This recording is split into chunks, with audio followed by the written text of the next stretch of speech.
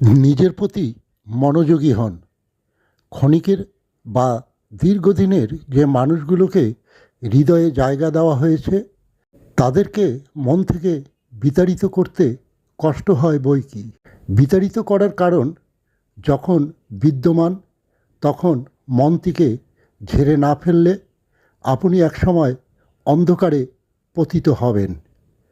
যাকে একবার মন থেকে ঝেড়ে ফেলা হয়, হঠাৎ করে তাকে দেখলে সেই অনুভূতি আর থাকে না।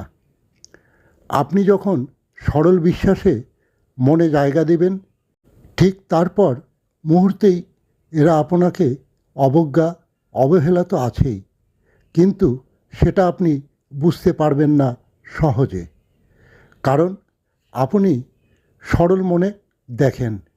তাই বলি কি, বেশি সরল না হয়ে একটু কঠিন হন। দেখবেন জীবনটা আপনার সরল হয়ে গেছে।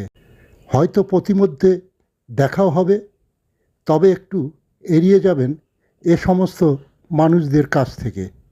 তা না হলে আঘাত ও মনোকষ্ট বেশি হবে। তবে ওদের ব্যবহারের জন্য ক্ষতি কামনা না করে আজীবনের জন্য সরে আসুন। নিজেকে ভালোবাসুন, কাজের প্রতি মনোযোগী হন। দেখবেন আপনি আপনার মতো খুব ভালো আছেন।